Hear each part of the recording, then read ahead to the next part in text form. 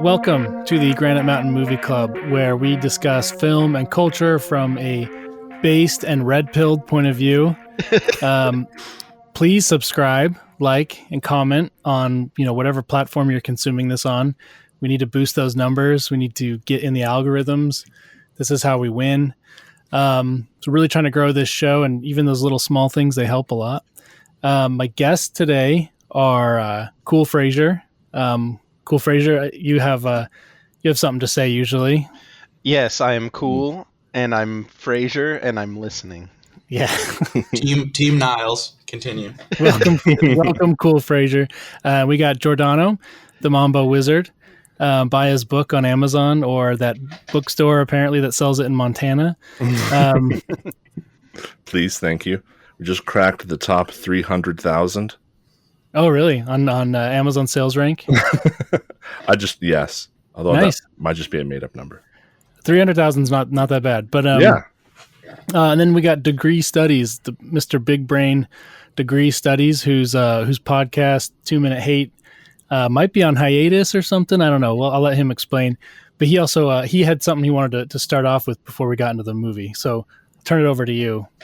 Yeah, my I think I'm on pod sabbatical, but I don't know when that's going to end. But I just wanted to ask, as like a framing question, if it's even correct to view Avatar as a movie, because I think when I've been trying to defend it to the Philistines who refuse to see its value, I've sort of been saying like one way to look at it is that it's sort of maybe like a ride or like the best cutscene ever. Like I do feel like when I go to Avatar, both 1 and 2, I have sort of a different experience than with most movies, and I'm judging it a little differently than like film. I'm glad you brought this up. So first of all, we're talking about Avatar: The Way of Water, or TWOW as they're calling it in the industry. TWOW. That's actually, so I have a list of questions I'm going to get into. That was literally my first question. I have it written right here. Is this a movie? So it's obviously not. So we're going to get into that. So if you've stumbled on this podcast, you know that we get into really good questions like, is this a movie? So so Avatar, everyone knows about Avatar at this point. It's one of the most expensive, if not the most expensive movies ever made. Costs almost, some estimates come around almost $500 million. Box office so far, $2.2 billion. In James Cameron type fashion, his movies tend to just keep making money for a few months when other movies would have fallen off. And the critical reception, I just pulled up Rotten Tomatoes, 76% critic score and 92% audience score, which sounds about right, honestly, for what, from my experience, like how I think critics would respond, and then how people in my actual life have responded. So from there, are we going to be talking Nipplegate? We can get into that. Continue. That wasn't in my notes actually, but we can get into that. So from there, it's documenting an indigenous people, and it portrays their tits in the same way that National Geographic did. It's very genre appropriate. Yeah. Giordano, let's start with you. I'm going to start with you. I want to hear your, tell me, there's a couple things I want to hear from each of you. Tell me about your viewing experience. Like what kind of theater was it? Because it matters for this movie. Mm-hmm. And did you like it? What did you think about it? And then also, how many times did you have to pee? All right. The experience of watching Avatar. I went and watched this. I made a huge mistake of watching this in an AMC theater on like a Tuesday night, which is a discount night, which is when my entire town will go in and watch like literally anything. Like they'll go watch, if Tar were playing, they would go pack the theater to go watch Tar because it's cheap movie night. How cheap is it? $5? Yeah, I think it's $5. I tried to get my wife to come enjoy Avatar: The Way of Water. In fact, this is like for months leading up to Avatar: Way of Water. I'd just constantly be talking about we're going to go watch Avatar, The Way of Water. And every time an ad would come on for it or something, I'd be like, oh, no, stop, let's watch. Just like, let's analyze this thing. Let's watch Avatar, The Way of Water. I have no interest in Avatar. Like, I actually hated the first movie. I fell asleep because it was so boring. But I just thought it would be funny to kind of like torment her to go watch this movie. And then we finally got around to finally watching it. It was Christmas, and I invited her to come join us to go watch Avatar: The Way of Water, and she just flat out said no. She's like, "No, I'm not watching that. Like, it looks too stupid. Like, I can't do it." So I got my kid sister who was in town, and she's like, "Yeah, I'm down to go watch the Blue People," or she called it Blue Man Group. And so we're gonna go watch a Blue Man Group. So we got some friends, going to go enjoy a movie with my little sister, and then we went to the theater. It was completely packed. It was in we have one movie theater in my town, and it has 10 screens, and it was in the sort of the shoebox one at the end of the theater where they put movies that have been out for. Oh, you know what it was? It was because I didn't want to watch it in 3D. So whenever they have a 3D movie, they'll do a 2D option in the crappy shoebox. So I went into the shoebox theater. It was not an empty seat. So the whole place was packed full of people. And sat there and just like, I was just mostly in awe of I had a little notepad because I took notes just in case we were ever going to talk about this. So I wrote, and I think I also tweeted this, but I wrote, I had never seen a movie so astoundingly embarrassing as Avatar 2. I mean, like, I was embarrassed, but we were laughing because of our embarrassment. And there was so many times where, like, I was laughing at parts that were not funny and, like, unintentional hilariousness. To sum up the experience, I think I got up to go pee once, so I still don't know what I missed in that. I hope I didn't miss. I'll have to do a rewatch. But it felt like it was like 18 hours long.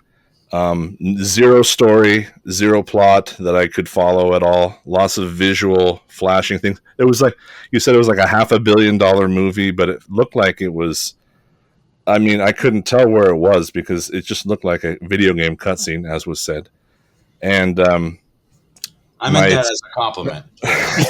and that's a good thing. And I wrote a 5-hour, $6 trillion blockbuster epic with characters and story design by a boy with Asperger's who is into drawing female versions of Master Chief. That's my summation. Great experience, extremely entertaining. Would maybe watch again on a huge screen, maybe. I don't know. But yeah, that was basically those are my first impressions. Okay. Frasier, same questions. Yeah, so I was going to see it opening day, like the first showing, but then I couldn't.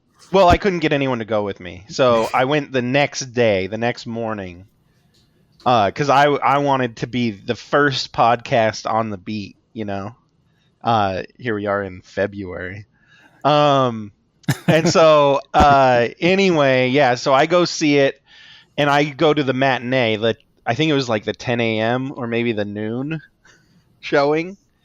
But it was 3D, and it was in like the biggest theater. It's not IMAX. I wanted to do IMAX, but I made a compromise because I found a theater that did the shaky seats that are immersive with the sound. So like whenever there's something that happens, so it was like the Dolby something shaky seat theater. I don't remember the branding, but like it had like extra speakers. It was like extra loud. I was sitting next to some old people, and they were complaining the entire time about how loud the movie was. And I'm like, well, you came to like the extra loud showing. Like it's like the Dolby shaky seat showing. Why'd you come to this one, old people? So anyway, it was quite loud. You know how like when you pick the seats, they have like the top row, like the top section, and then like the bottom section. And usually, if you're at the top of the bottom section, it's not too bad. Yeah. So I got that because like the bottom of the top section was full. So I'm like, all right, I'll go to this lower row, but it was like way lower, so I was like a little too close, but it was very immersive. And but yeah, it was 3D.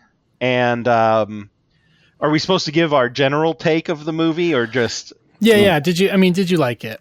So it was exactly what I expected, and so it delivered on that sense. And I feel like the action was competent, and it was very long, but I never was sitting there feeling like, get me out of here. Like it did keep my attention even though it was quite long. And there was a point where I was like, okay, this is a little too long. Let's get going now. But like there was entertaining stuff happening on the screen. But did I like it? I can't really say I did, but I did watch it.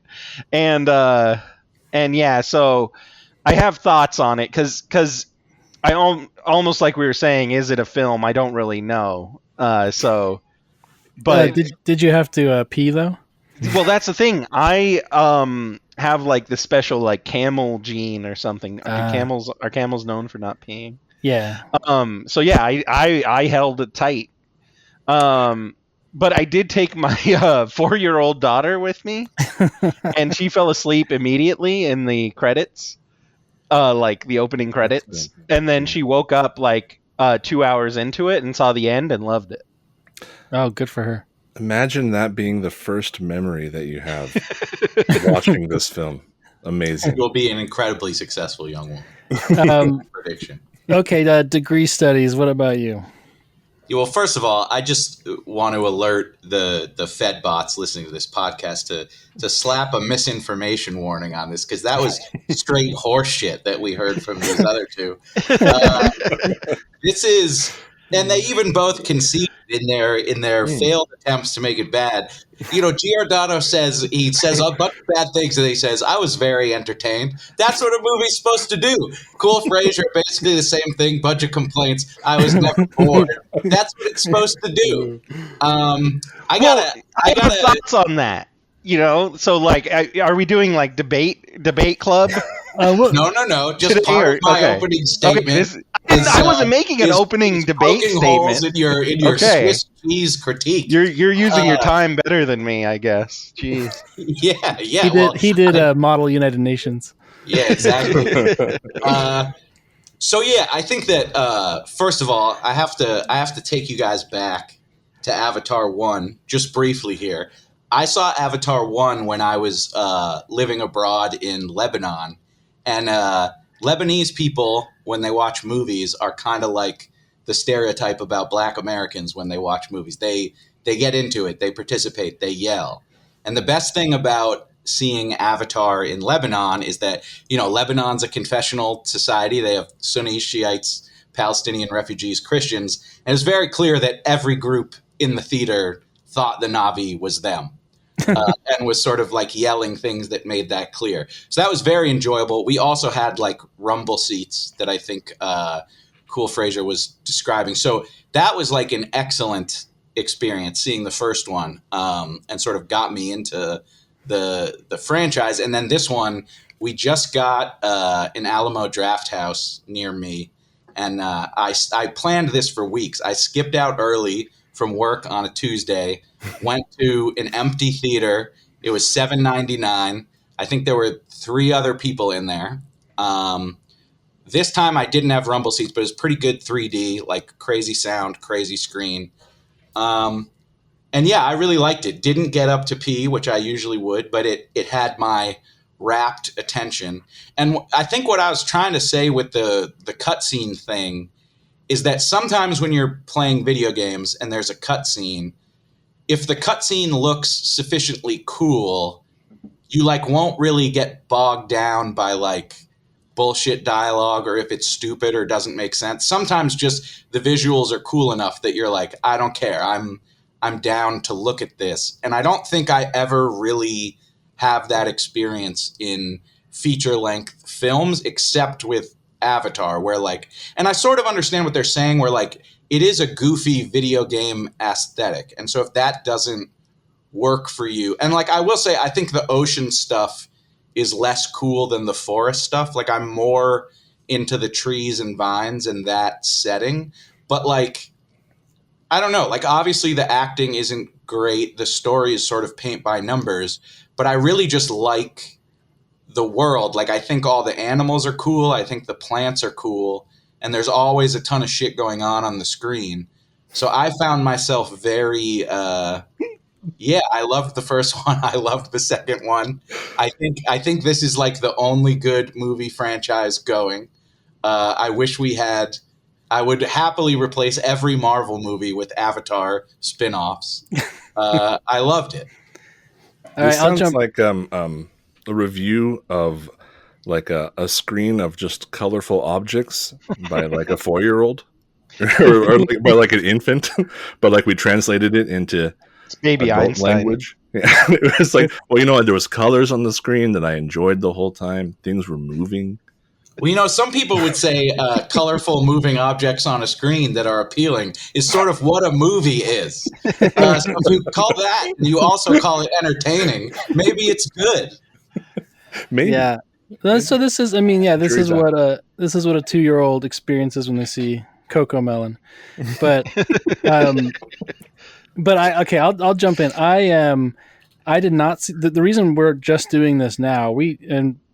Cool Frasier was, he was right. We wanted to do this early, but life happens, and I was not able to see it until February of 2023. It was the week I saw it, I think was the first week it was not the top spot in the box office for like 7 or 8 weeks in a row. So I saw it just recently. It was not an IMAX, which I regret. I wish I'd seen it on an IMAX, but it was a high frame rate theater. It was nice. It was 3D, high frame rate, but not IMAX. If I get a chance, I'll see it again, or at least like I'm considering just like getting, paying for a ticket and just going to like the last 90 minutes. I kind of want to see that third act in IMAX, but I really liked it. Surprisingly so. I mean, I had seen the first one back when it came out, and I'm like, okay, that was fine. Stepped out of the theater and didn't think about it again for 10 years until the buzz around the new one coming out. Like, I really didn't think about it for 10 years. But I thought this one was better than the first one. I think it's fair to say it has less story because there is about an hour in the middle where it's just them explaining to us that you're in the water world now, and there's some different rules here, and there's some different animals here. Like they spent a whole hour just kind of doing that, and we learn a little bit about the kids in that time period. I mean, we learn, I guess, a lot about the kids, but if part of me thinks maybe there's a way to do. It would, how they do a director's cut, which is longer. It's almost like they should release like a home version of Avatar, which is like a director's cut, which is shorter, like a 2-hour and 20-minute version or something, which cuts out a lot of that middle. But anyway, I thought it was actually really fun. The colors, I saw this interview with James Cameron, and I think he said he first got the idea for all this stuff like when he was much younger, like in college or something. He had a dream, and he woke up, and the word on his mind was bioluminescence, and I like the bioluminescent stuff. That's like, yeah, he had a dream where he was in a bioluminescent forest. Yeah, and he like wrote that down, and then always wanted to make a movie about it. Yeah. Wow. I thought the final that final the main action sequence of the movie was one of the best like action and I don't necessarily like a lot of action stuff. I find a lot of action actually it's incomprehensibly filmed. And I kind of want to say maybe Michael Bay stuff is like this, but maybe that's not fair because I haven't seen a Michael Bay film in a long time. But there's like so much going on, and there's like all this punching and flying, and you can't really tell who's winning. You can only tell who's winning based on like face, people what faces people are making or what they're saying. But Cameron, it seems like he films these things like further away, almost as if you were observing them. So I thought that final stuff with the whales and all that was really cool. I just thought it all worked. Like, I didn't necessarily want to like this, but I really did. So that's my experience with it. And I had to pee once, but I was liking it enough that I Googled like when to pee during the Way of Water, and it said to pee. The website I found said to pee when the whales come back to the cove. So as soon as I saw these whales returning, I went and peed. That's great. Every movie should have that. Yeah, they just like start talking and petting the whales and stuff. Yeah, there was an app at one time. It's probably still functioning. I think it was called Run Pee, which is like it'll like mark the time in a movie when you should go pee. Mm.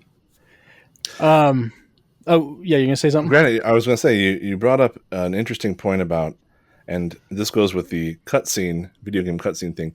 I feel like this film has the, I don't know if there's not a name for it, or at least not that I know of, which is sort of an uncanny valley problem in that, for me, it's not so much that it's an uncanny valley, it's that everything, I can no longer tell, or I don't care when everything is made with CG. You could have had that final scene with the battle on the ship and it's like sinking. That could have been an actual real aircraft carrier that they floated out and then like blew it up and sunk it.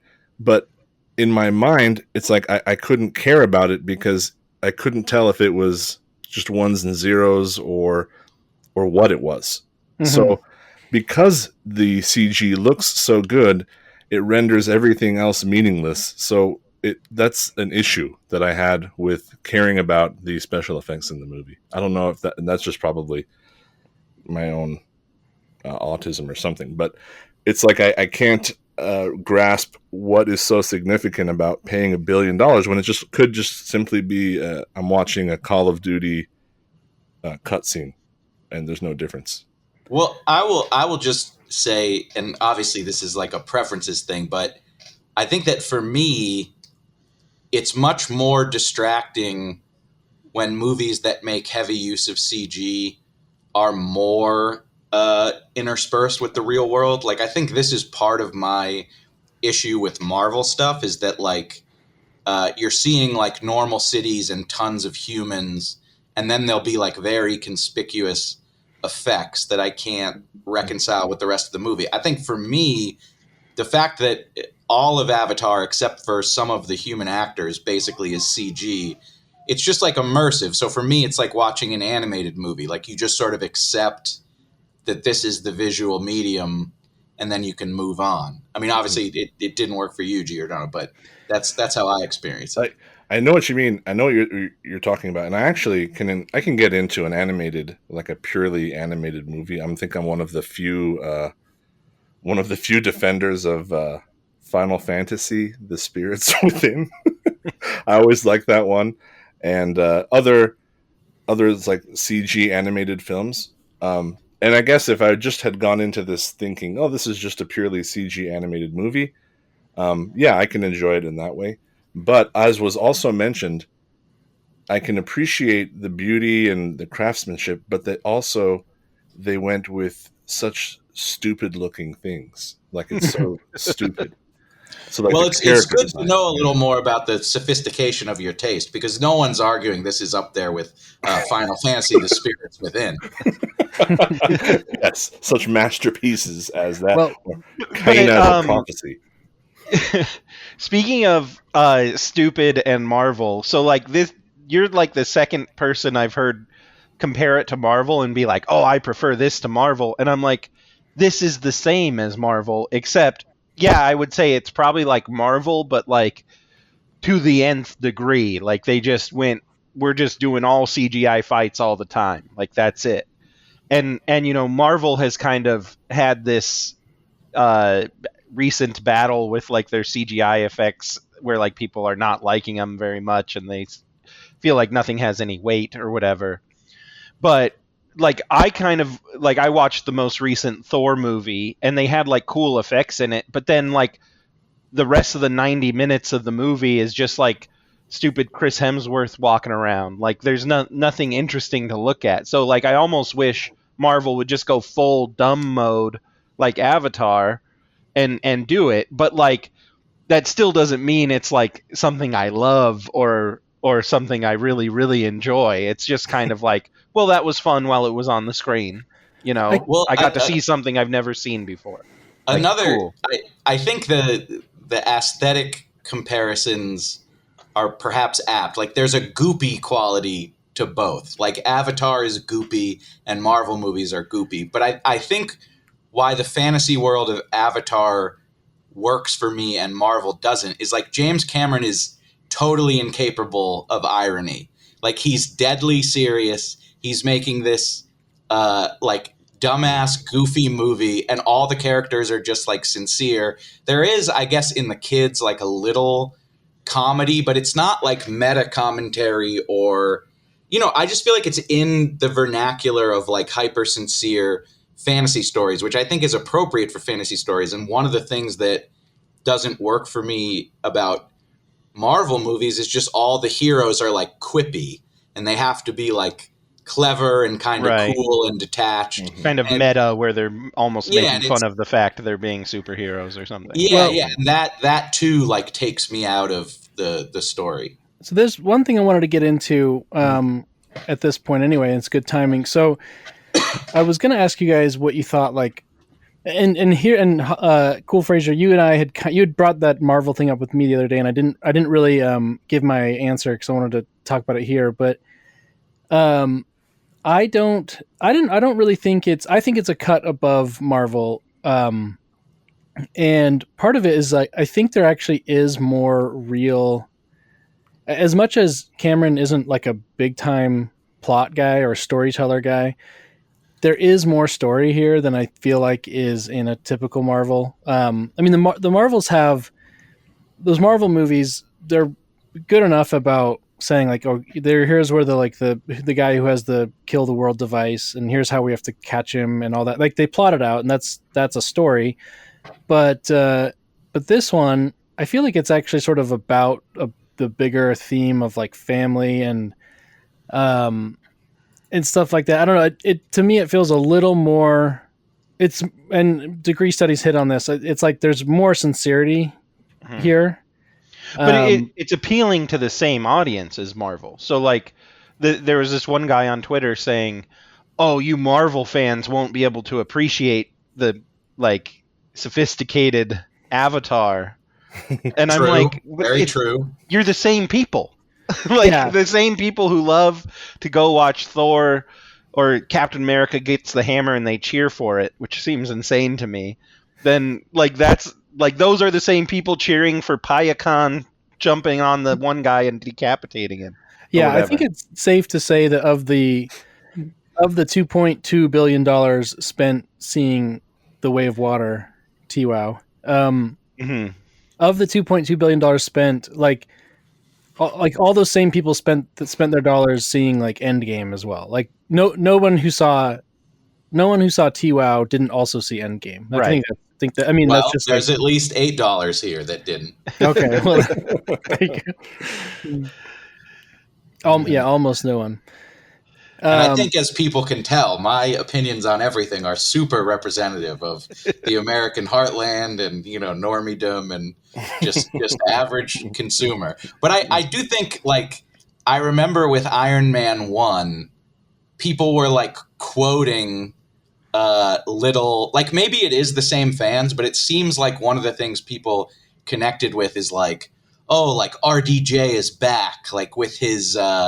classic, satirical banter, and people would like quote his lines and stuff. And because, Americans are a degraded and irony poisoned people, no one feels that way about Captain Jake Sully, because they're just like, upstanding man who loves his family. Like we can't relate to this. But apparently some do, because it's 2.2 billion. Well, I just want to say, but yes, but also maybe it's just because there is no good lines or dialogue written in this film, and it's written and sounds like a bunch of imbeciles. They say bro.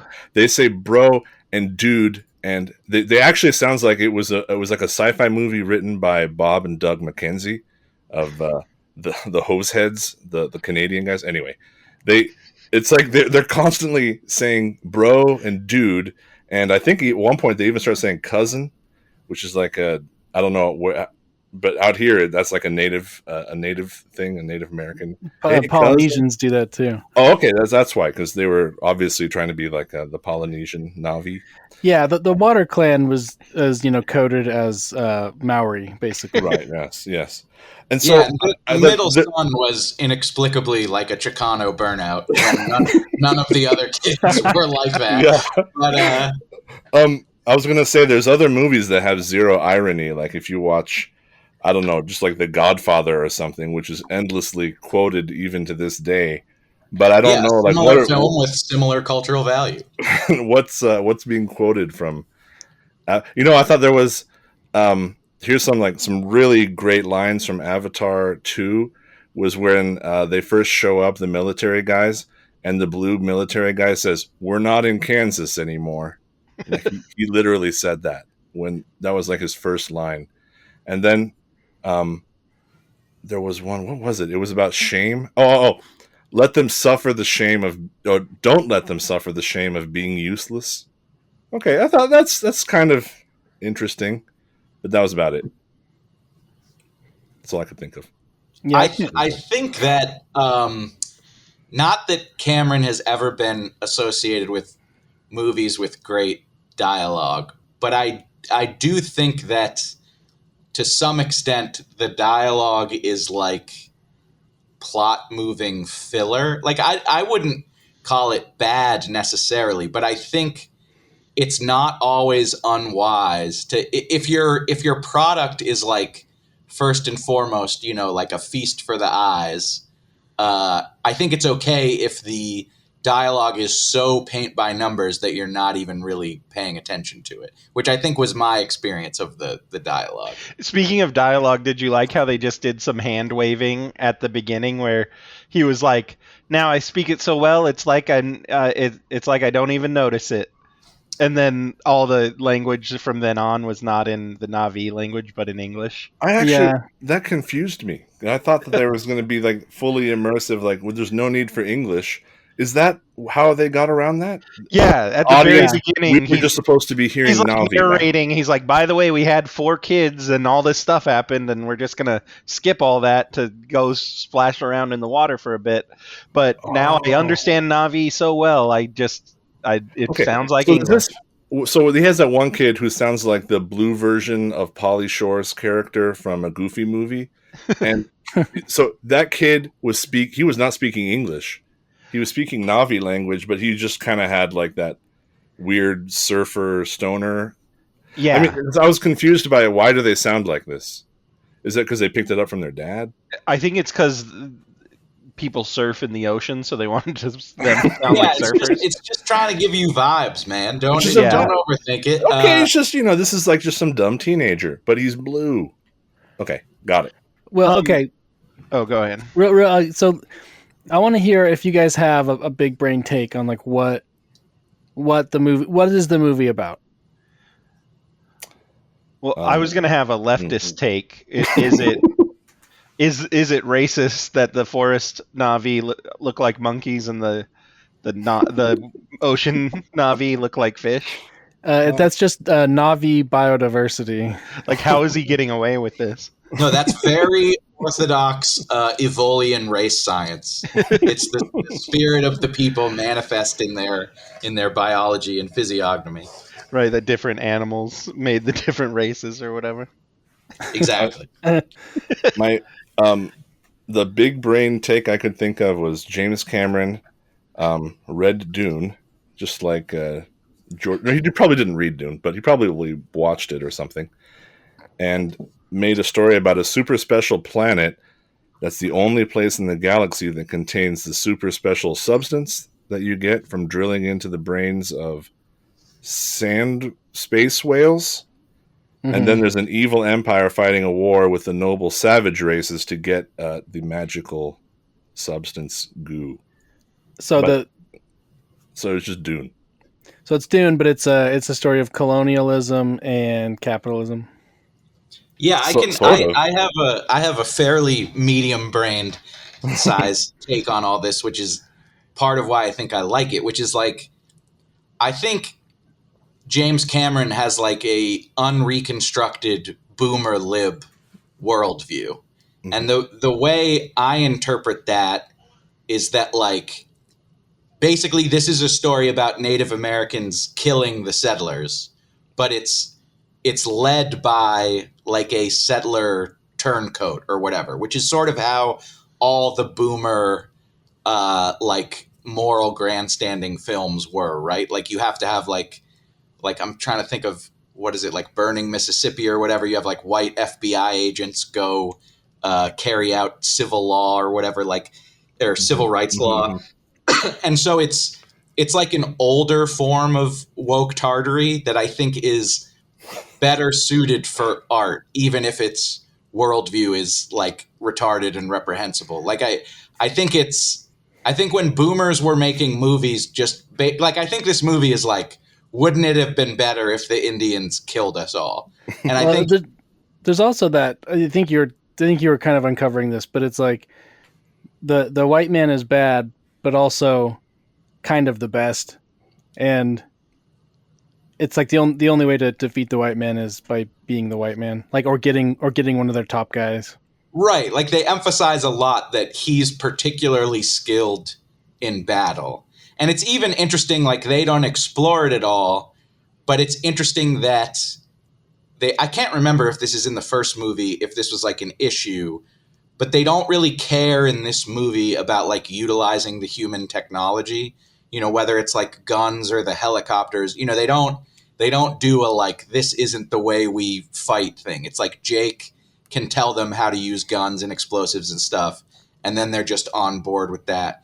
And I'm trying to think of an example of like newer, woker art that I think doesn't work, but I think just for storytelling, like the setup of like, this is a white savior story, but we're inverting the traditional roles of our society. So like, heroes are now villains are now heroes, but we have a white savior at the center of it all. Like, I think that works for storytelling in a way that like actually putting minorities at the center of narrative has not worked, because like all those movies suck. And I'm not trying to make like a broader point about that beyond just that, like, I don't know, there's a lot of boomer lib art that I enjoy that sort of has this very lazy liberal worldview, which is like, technology is bad. Some sort of anarcho-primitivism was like more in touch with the earth and some supernatural force, and technology and capitalism corrupted it. And this is a story about what if the other side won. And I think that's interesting in a way that just being like, well, here's a black woman like navigating corporate culture, and she's like morally superior to everyone around her, and like, here's a sitcom about her. Like, that stuff can't hold my attention at all. But some of this, there's like canonical shitlib works of art, and I think Avatar is a worthy canonical shitlib. And I think like Cameron is like the last competent shitlib artist. Didn't Avatar show up in the end of Babylon? It did, yeah. That's yeah, funny. there's in the film Babylon, they're sort of celebrating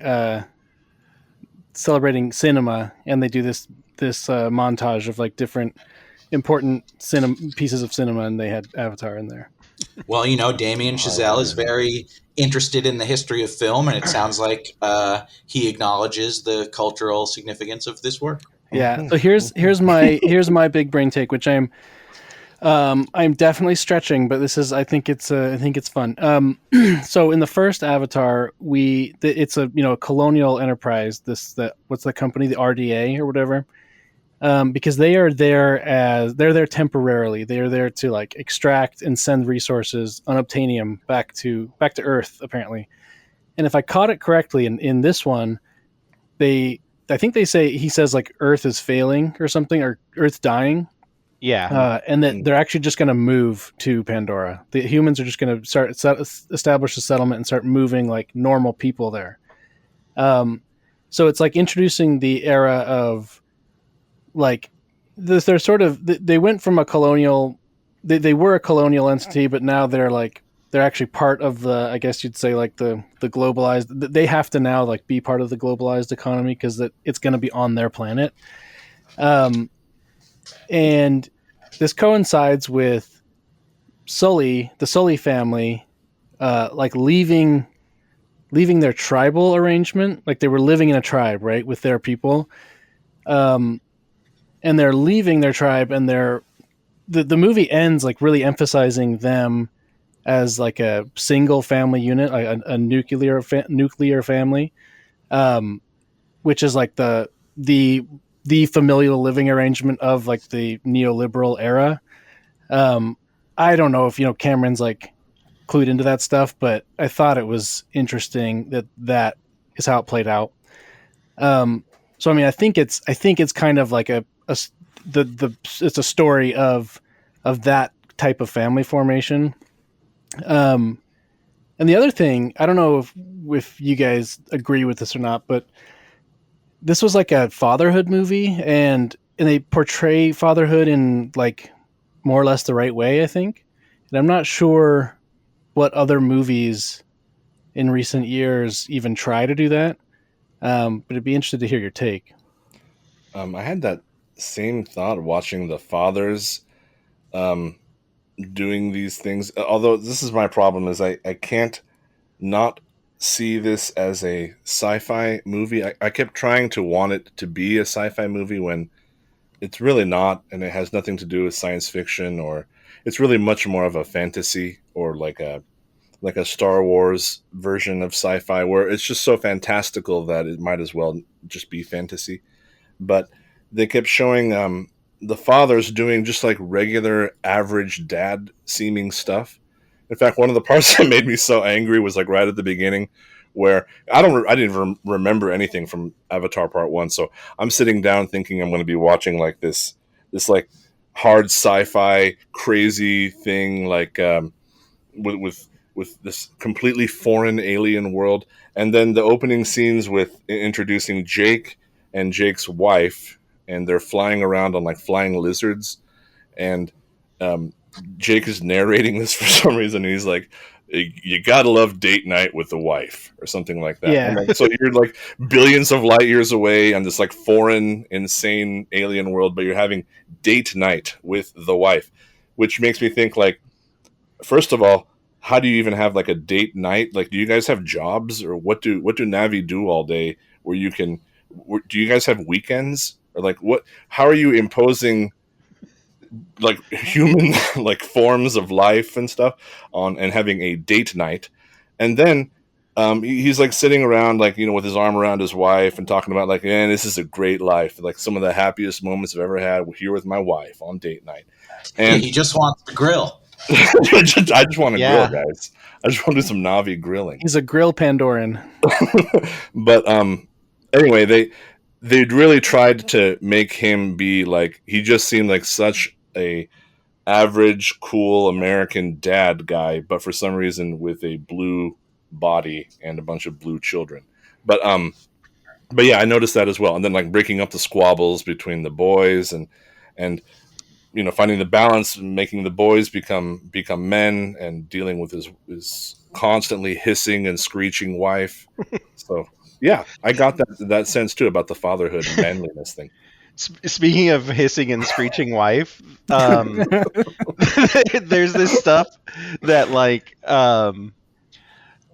there's almost like an unspoken thing where like even Jake Sully sees the people kind of as less than and almost animalistic, and it's like, wait, so you're just like okay banging your animal pet, like yeah.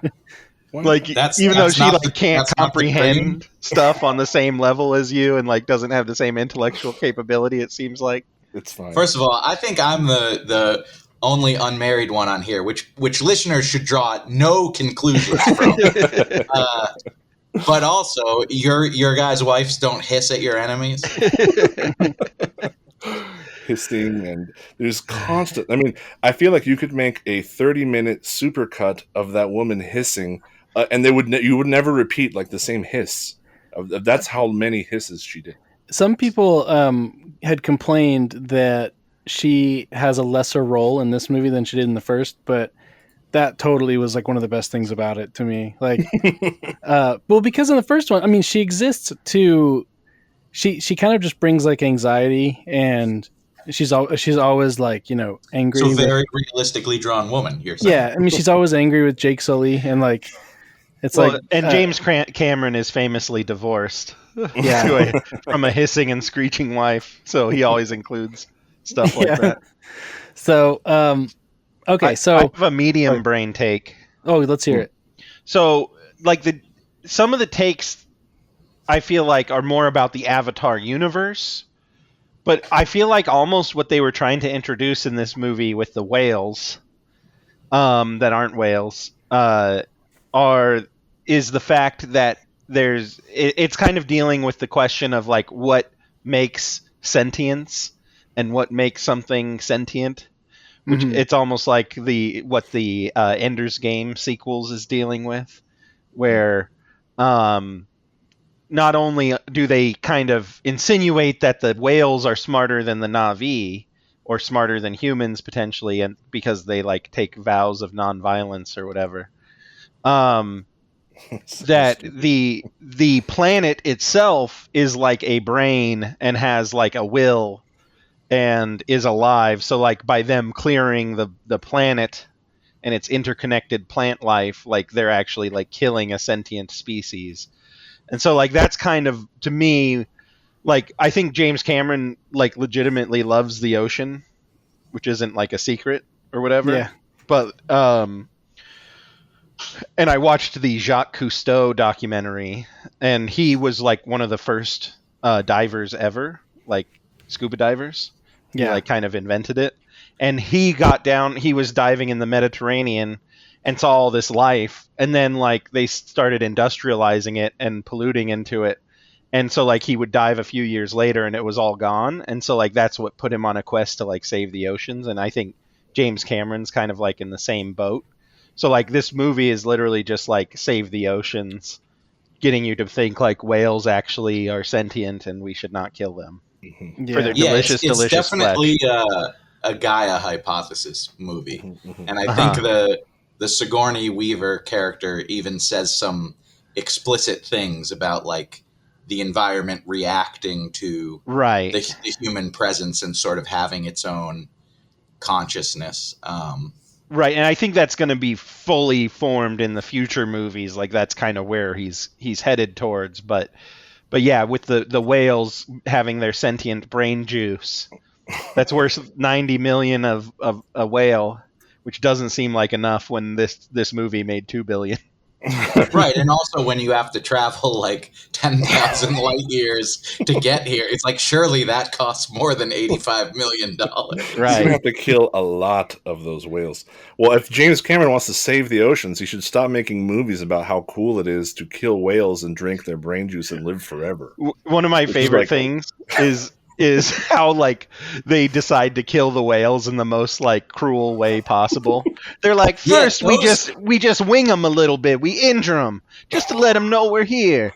Then we shoot airbags into them just so they slow down, and we only go after the ones with little babies because they won't try to escape because they love their baby too much. And then we kill their baby too. Because that gives us more juice. The whale hunting was the coolest and most compelling like vignette in the movie. Because I think like because it is sort of goofy, I don't think I felt really like affected by anything in the movie, except I was like a little creeped out by the whale hunting. And I do think some of those details are taken from it's not like a literal whale hunt thing, but I do know that like attaching balloons to big, I guess they're mammals, they're not fish, but like so that they have to be nearer the surface. I think that's a real thing. And like, I thought that scene actually achieved like some real horror. Oh, I wanted to do it. I want to pay to go on one of those trips. I thought it looked super cool. I wondered if you guys had noticed that basically there was one non-white bad guy in the whole movie, and it was one of the whale hunters was an Asian woman. Yes. I wrote people that from New Zealand are not white, and so Jermaine from Flight of Conchords. That's Yeah. a person of color.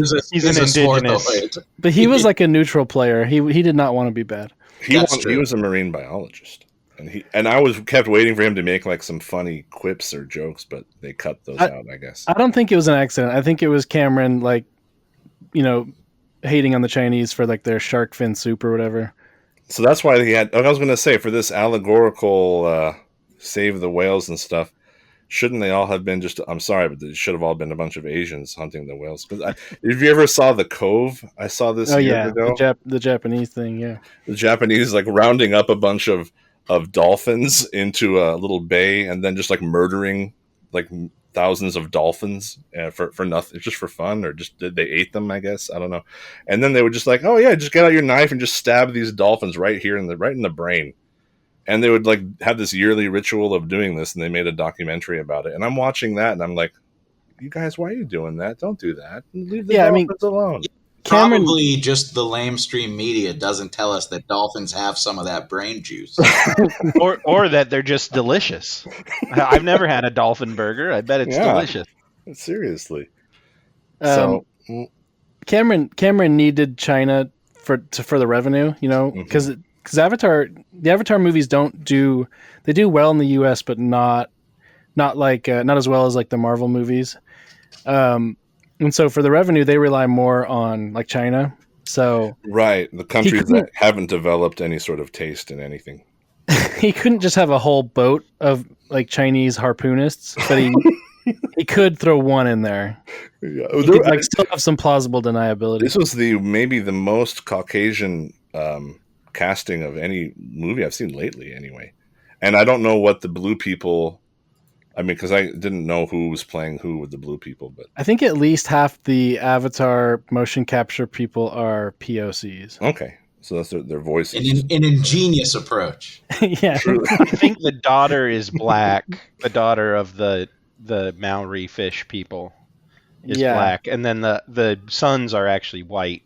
She had real strong gypsy physiognomy to me.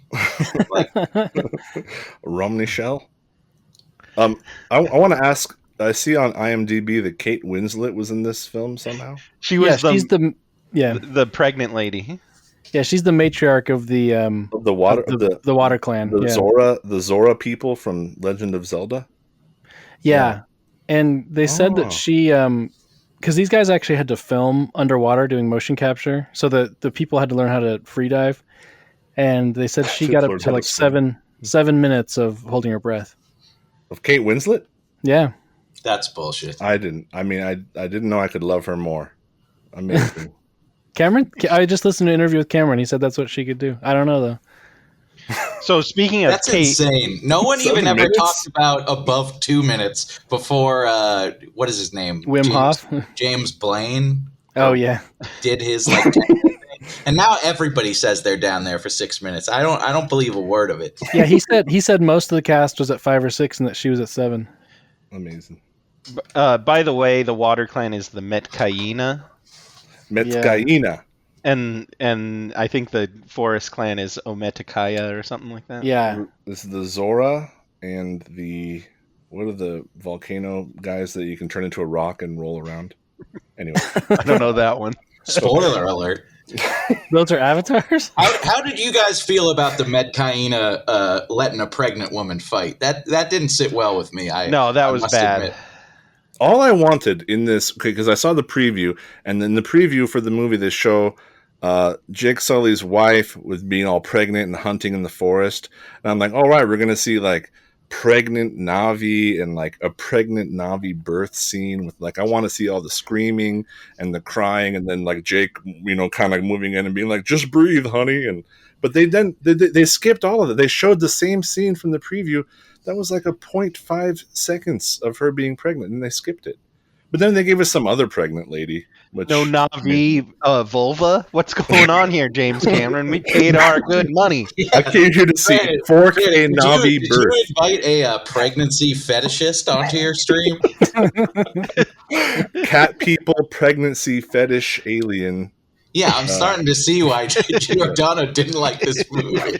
Huge letdown, guys. What's this? A Sigourney Weaver baby born out of nothing? Come on, we want to see that in a belly. Okay, you guys, where do you guys think her baby comes from? Oh yeah, what was that? Was then they don't tell you. She was pregnant. Oh, okay. Her avatar was pregnant when it died. Yeah, her avatar. But they don't. Or they it don't didn't tell die. you- It lost life and went unconscious, and then they like pulled a baby out of it after that tree ceremony at the end where they pull off her mask and kill Sigourney. But it must have been her avatar was impregnated by a human because they had different hair. Right. So some people were saying that the nerd guy, the nerd human guy, had sex with the the bad guy from Grandma's Boy. Yeah, the bad guy from Grandma's Boy had sex with Sigourney Weaver's dead alien body. Alien body. But the thing is, In the Way of Water has no beginning and no end, so it wasn't having sex with a corpse. Technically, no. Yeah, it was the sex movie. Yeah, it counted. So I think I know where the baby comes from. Okay. I think that it's Jake Sully's twin brother's baby. And that he wasn't physically there, but she had access to his seed. And she self-injected? She self-injected. And so Jake Sully is going to learn that his adopted daughter is actually genetically his daughter. Because it's his twin's daughter. So. Oh. Wow. I also thought it was possible the planet impregnated her when she performed Kamshmi with the tree by putting her tail into it. And that's why that girl is so in tune with the woods, the forest. Yeah, because performing Kamshmi is how they get pregnant. Plugging I their also tails thought in. it was funny. Maybe it's in the longer cut, but they make a huge point of saying that young Sigourney Weaver can't Noodle meld anymore or she'll die, and then she just does it a million more times and it's extremely successful. Is this when she had epilepsy? Yeah. Oh, man, Noodle melding, or performing Kamshmi, as I call it, which is a made-up term my brother came up with. Okay, I was going to ask if this was a real thing. That's the like Frasier original. After the first Avatar, my brother was like, what was with him performing Kamshmi? He couldn't think of the word. And so he made one up. See, these are the great little details that make this movie rock. Because if you really break it down, they're all having sex with trees in massive orgies. There is. I didn't want to do this because it's too much of a digression, but you guys sort of got into it with a presentation of the wife's character of there is a read of this movie where the Na'vi are just irredeemably retarded savages who are doing various disgusting practices. That's what it seems like. Well, when I first saw that huge, massive, tremendous space marine ship come down and land in the Na'vi world, and when I was watching that, I just thought man, I wish they would make a video game where I could just play as a space marine and just do nothing but slaughter the Na'vi all day, and just take them out, just kill millions of them. And I thought that would be a really cool game. So yeah, it would be fun because they're not really redeemable. I'm not really sure what they even are, or if any of this is even really happening. Because Jake Sully, didn't he die? Or this is just him in a coma? Giordano, it's not happening because it's a film. It's a fictional film. It's not happening in the movie either. This is Jake in a tank being simulated or being stimulated by perverted pedo doctors who are trying to he's in a coma and he's just this is just a comatose dream. Speaking of pedo, Giordano, you were saying that Titanic was a Chomo movie, and I was wondering, do you think the same of this because they threw in that nip scene? And then I don't remember any nipples. Is this when I went to go pee? There is one nipple shown of Sigourney Weaver's dead avatar body. Ew. They actually show the nipple. Of Sigourney Weaver? Of her her body? avatar. Her avatar body. No, but her avatar Sigourney Weaver is hot. Alien Sigourney Weaver was... That's cool, but... Not the child Sigourney Weaver, by the way, who they got a 69-year-old woman to play a 14-year-old. To voice a 14-year-old No, but Navi grow up faster. The age of consent, it's a different... Yeah, what is the age of consent in Navi culture? This entire thing, how does anyone watch this? On Pandora, you start noodle melding from birth, so... Yeah, they're showing like the same way that the adults are having sex with putting their little disgusting tendrils up to each other. And then that's the same thing they're doing to the little infants. They're like, oh yeah, touchies, really weirdly phallic vaginal things, put them, rub them up next to each other. And now you guys are connected. And it's just a beautiful thing. Like, we don't care about like, capitalism and stuff. We're all just like living together in the forest and noodle touching each other and melding.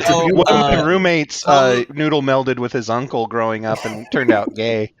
Some prominent involuntary celibates on Twitter.com would say that human reproductive practices are them touching their disgusting tendrils to one another with no concern for hygiene or decorum. Quaritch, the bad guy, he ends up living, but he hasn't experienced. I mean, he's noodle melded with the bird, I guess. Yeah, he first noodle melded with the bird, but he hasn't done it with a Navi woman yet. And I think part of the character arc for him is that he's going to ultimately be a good guy, I think. And they were kind of setting that up, right? Like he was having doubts in his destroy all Navi. Well, he's going to experience noodle melding with an adult Avatar woman. No, we should make and that'll turn him. We should make Granite Mountain Movie Podcast T-shirts that have Quark with a huge hard-on, and it says, "I traveled 35 trillion light years, and I only got to noodle meld with a dinosaur." That guy was the guy who became the Navi. He woke up in like the Navi body, but wasn't there also one of his women, like the Space Marines, was like a female Navi that was on his crew? Yeah, I think so. The one that was constantly chewing the Bubblicious.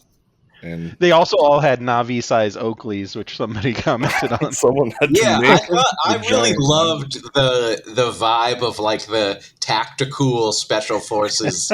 They gave them all, like, did they give them the haircut to be like a jarhead Navi, or is that just how they were born? Because like it was built into their genes. Someone had to actually give them those tattoos because like I don't think the Navis, or actually maybe they did have. No, that's not true. The Maori Navi had tattoos. Your haircuts and your tattoos are epigenetic. If you get them in real life, then they pass on. Right, this is why these movies rule. Because imagine how retarded it is to pitch something to be like, they're going to move into 8-foot alien bodies, but they're going to still have Oakleys and high and tight haircuts, and they're going to be chewing on chewing tobacco. Imagine or maybe it was Zen. Imagine working at like the Oakley company, and you get this special requisition from the military. They're like, we need Oakleys, but can you scale them up like 3 times?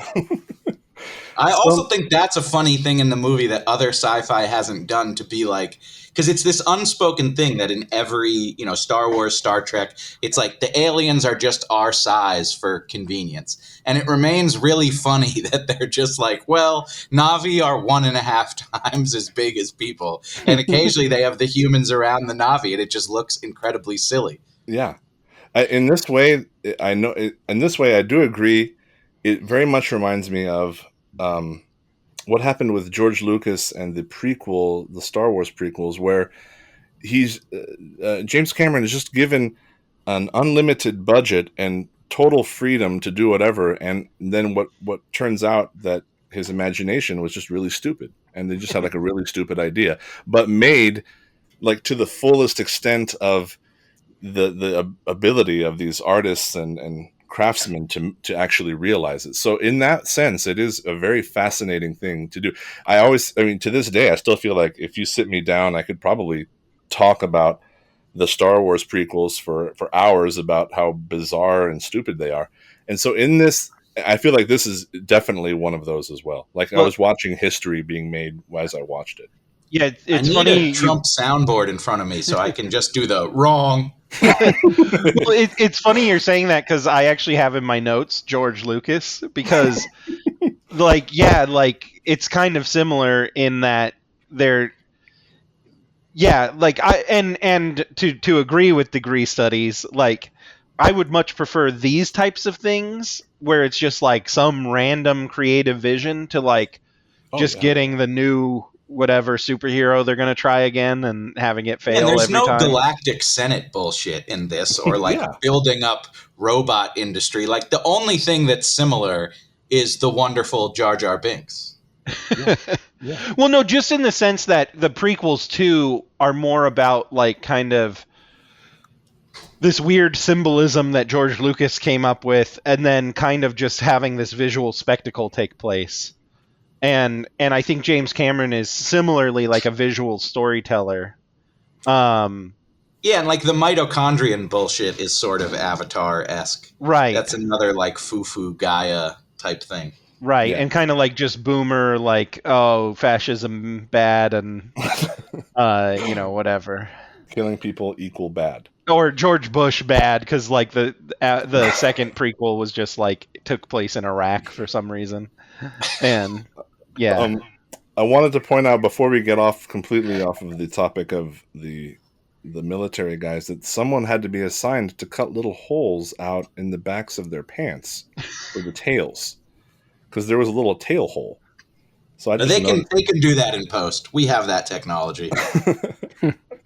Well, that's what I mean. Like in the story, like there were characters when there were some tailoring of these pants for these huge guys. Why do they need pants? When the Na'vi run around naked all the time. Right? Why clothe them? Right. Well, this is maybe you guys can explain, because I didn't I very much get overwhelmed with the spectacle, and I couldn't follow the story very well. But what exactly was their mission? Was to, I thought, to infiltrate the Na'vi, and there was going to be like this sort of an espionage thing, and they were going to pretend to be one of them, or be like, we're outsiders from this tribe, we've been exiled, and then they were going to try to find Jake Sully, and they showed up, and within like 10 minutes they found him. And no, it was just the world would detect them in their helicopters trying to get to the Na'vi, but if as Avatar people, the world didn't see them as a threat. Yeah, so they wouldn't send the dino birds after them. The other avatars would know that they were imposters, but the birds and stuff would just, and like the nature itself wouldn't notice it. Like that, they said like the world itself would fight against them. Yeah. Because the was it the Omekataya or whatever? Yeah. They're in this like the floating garden of rocks, and the helicopters and the heavy artillery and stuff couldn't get up in there because all the floating rock and the dino birds would just go crazy. But if you send avatars in there and just do you guys not think those floating islands look cool as hell? I think they look really cool. And here's the thing. One thing I think that kind of turned me on my opinion of Avatar in general, the franchise. Like I say, I didn't care about the first one really, but I happened to visit Disney World, and they have like a Pandora section, right? And they've built to the extent that you can like a floating rock area, and then at night the whole place, it's like the size of a bunch of football fields. They have like black lights everywhere, and then they've painted the ground like bioluminescent colors. So it's really pretty surreal to be there and pretty cool. And I was like, okay, like I guess I kind of think Avatar is cool now. Did they have Pandora food? Yeah. What do they eat? They did. What does the Na'vi eat? Because are they vegetarian or what? Did you get some whale brain juice? Well, I was there before the movie came out, so they've probably introduced like a golden syrup drink or something. But I would order that in a heartbeat. Yeah. When I was there, I mean, they just have they have like a drink that glows in the black light, and then they have just like like I don't know, what do you call it, parfait or something, but just with like fruits that look like they're more like the fruits that a Na'vi would eat or something. Fruit. Okay, they're eating fruit. Yeah. Okay. Star fruit and stuff like kiwi and all that. Oh, okay. All right. Basically what New Zealand people eat. So that's cool. I just get It's like they're having all these cool looking things. It looks like a prog rock album cover by Roger Dean from the 70s with those cool floating rocks. It reminds me of like Yes. Yeah, something. it's like that. When you go to those like stores, and when you're, at least I don't know where you guys grew up, but where I grew up, there was this store in the mall that was like heavy metal stuff, but they also had like Dungeons and Dragons stuff. Yeah, and they had all these like black lights, and they had all these posters that up against the black light looked really cool. Ours was called the Raspberry Patch. Yeah. Hell yeah. I just Googled Roger Dean album covers, and they have a butterfly elephant that's flying. Yeah, exactly. They probably have those on Pandora. It's just undercut with, you have a giant blue guy wearing wraparound shades running around saying the word shit a lot. And it's like, it takes me out of like, this isn't a fantasy. Like, what the hell is this? So, well, and there's like a lesbian woman in a giant mech suit pretending to drink coffee because she has to control her hand. It was like, what is this? Carmela Soprano. Yeah. Oh yeah, right. Yeah. Edie Falco has a husband back on Earth. I'll have you know. I could suspend disbelief for that. Like, I'm even on board, but to a certain extent I was like, why don't they go crazier? Like, why were there only like 3 fish they could ride? They should have had like 50 fish. Like, have a crazy shark guy you can ride. Have like whatever. Like, I was almost like, if we're going to be doing this, just go for it. This is Aryan ingenuity and expansive mentality. The indigenous Na'vi don't. Those flying fish sequences were actually motion captured, and they used big water jets, and the people had to learn how to like ride water jets. Why? What was the point of that? I never would have thought that was. I just thought that was CG. It's like, why waste all your? It doesn't matter. I think there is a misunderstanding. I think there's a disconnect between us and the people who like work in CG about what's actually possible. Like, well, water is notoriously hard, not on its own, but when it interacts with physical things. Yeah. Right. Especially like non-CG things. And so, like, I watch those stupid YouTubers who talk about visual effects. And they basically were like, this is like impossible for us to do these effects. So like they were saying, is this actually just like a painted hand that is holding an actual saddle in the water? And it turns out they don't really know. And they actually, because they actually had made those saddles in real life and stuff like that. So that some of the shots may have been heavily supported with like actual footage.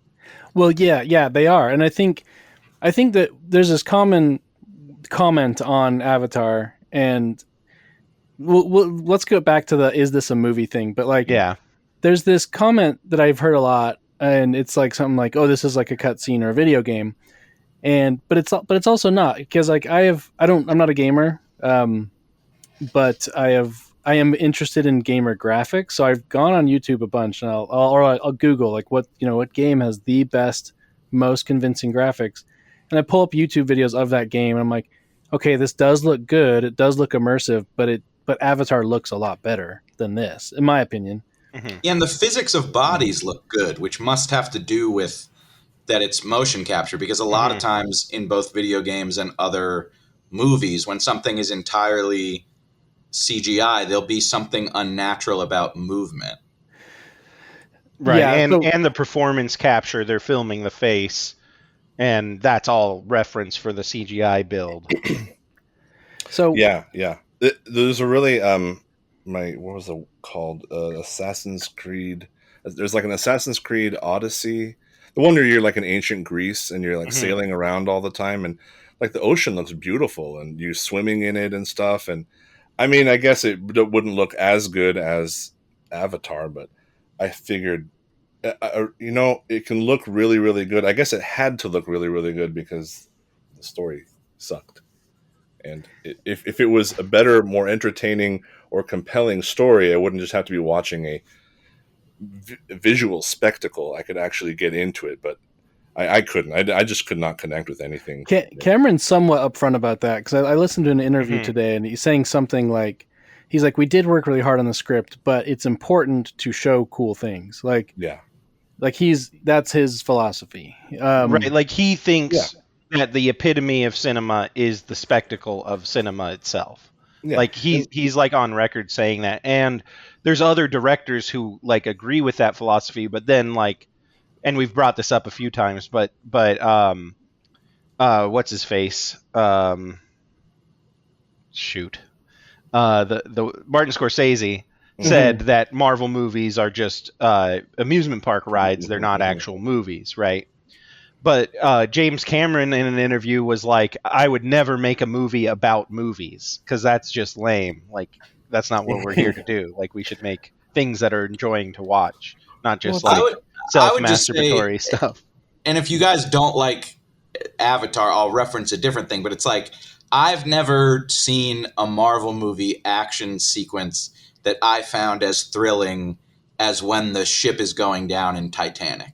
So like, I do think that he is sort of like the best at that big movie spectacle. And it's like he can get that across the line for me where like that's enough. Where a lot of other big action movies, I'm like, okay, I get the appeal is these set pieces, but they're not quite cool enough to keep me along for the ride. Similarly, there's nothing in Marvel that is as cool as Arnold on that motorcycle running away from the semi-truck, and then the semi-truck driving into the drainage ditch. There's nothing in Marvel that's as cool as that. Nothing looks as cool or as good as that. I was thinking of also as well of the Terminator movies. He did both of them, I think, part 1 and part 2. And like the part 1, obviously, even that had, like, it's not even close to not even in the same realm with the budget for this one, but it did like with so much less, but still extremely compelling. And I even just watched it last summer, and I was like super, super into it. And part 2, don't even get me started, because that's like the most epic thing of all time. But I think a huge part of it is just a better, more interesting story. I think because it's really hard to work with aliens and make you care about them when they're 7-8 foot tall blue cat people, or 30-foot long whale things. Yeah. Well, the trick is sentient whales. The trick is just to pretend that they're black people. I do think that and I don't know what accounts for this, but I think that like in Terminator, Skynet and the time travel and everything going on is like an incredibly cool setup. And I think that for whatever reason in Titanic and in Avatar, his ability for like excellent spectacle is still on display, but he didn't find like a truly compelling setup. And that's probably why the Terminator movies are his best movies, because just like the premise of the story is not goofy. Even like the world building is kind of exciting. And cool. and Titanic wasn't so goofy, right? Like it was just a romance. It just was sort of like schlocky rom-com. Right. And whereas, but like, in Avatar, it's almost as dumb as like a Fast and the Furious or Marvel movie, but the action is better. Movies about family, about the depth of family love. I'm actually a huge Fast and the Furious supporter. Like, I love Fast and the Furious movies because all they are is big, dumb spectacle. And do it's you like, live your that's life what I'm there quarter for. mile at a time? I do. And I always bug my wife. I'll look at her in the car with while we're driving on the highway and not look forward and be like, I'm doing Fast and the Furious. But anyway, she doesn't like it. But yeah, like so I like Fast and the Furious because I know what I'm in for. I'm gonna go watch a dumb movie that's just about cars going fast and blowing up and maybe some hot chicks, and that's the movie. Whereas like with Avatar, to a certain extent, maybe it's hurt by its aspirations of trying to be like the biggest movie ever, when it's just kind of like a cut above a Marvel or a Fast and the Furious. Well, important question vis-a-vis, all the different sectors of entertainment. Are you guys attracted to the Na'vi women? Well, this was actually one of my. I had this as a question, a little different. I was going to ask which one you thought was the most attractive. How old are they? It doesn't. In Navi culture, you start noodle melding at a young age. You've Navi culture. You've already doxed as a pregnancy fetishist. I don't know why you're worried about problematic age differences. Yeah. Because I was thinking as I was watching this, like, oh, this is going to make so many young boys into weird furry fetishists or something. But I actually thought they were mostly pretty ugly.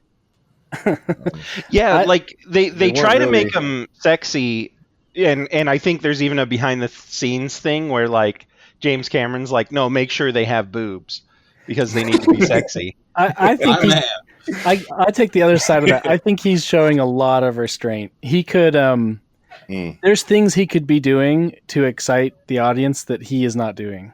Yeah. Well, I was impressed with, I mean, first of all, who's the actress Zoe Saldana who plays Jake Sully's wife? I think she's hot because she just looks like the actress who is hot. So you're just thinking of an actual hot woman. But I did think with the daughter of the sea people who I insist is a gypsy. I do think they nailed with her some kind of creepy, like sexy, ugly thing where like it's a little bit gross and it's kind of exciting. Well, I was surprised that they could nail that with CGI. The wide set eye thing is kind of in right now. That's Anya Taylor-Joy eye, which I'm a defender of, the wide set eyes. Mainly because my eyes are very wide set, but I guess if I had to pick a 14-year-old Sigourney Weaver reincarnated and then with her voice recorded and then like sped up to sound like a little kid, yeah, sure, super hot. I think it's the Kate Winslet character. I don't like Kate Winslet in real life necessarily, but I think her avatar looks really good. Well, she's.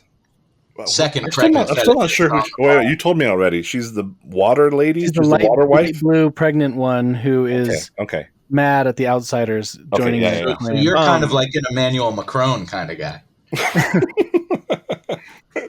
And then she goes and yanks on the other girl's tail, and she's like, "They can't swim." Or did she have a weird accent in this? Yeah. They can't swim. I can't do it because I don't really remember. They should have made all of them Jamaican. Okay, that would have been better. Like Sebastian. How do you go and swim? You go and swim in the water. Okay. The actress that played the daughter is 19, named Bailey Bass, and she is a light-skinned African American with like hazel eyes.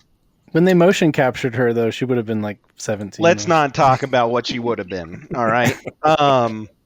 But anyway, there was a fan of the show who wrote in and said he was very attracted to Bailey Bass as an Avatar lady.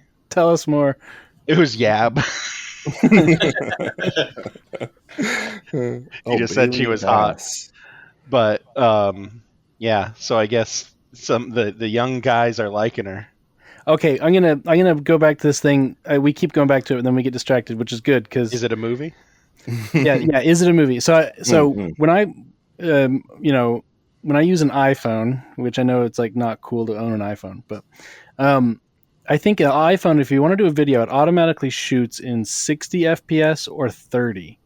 But what I do sometimes is I then take the footage. They might have an option for 24, but 24 is like the standard film frames per second. That's when things look cinematic. So I will take 30 FPS or 60 FPS footage from my iPhone, and like in film editing software, I'll make it 24, and then I'll play it back for like family, and they'll say, this looks very cinematic. This looks like a movie.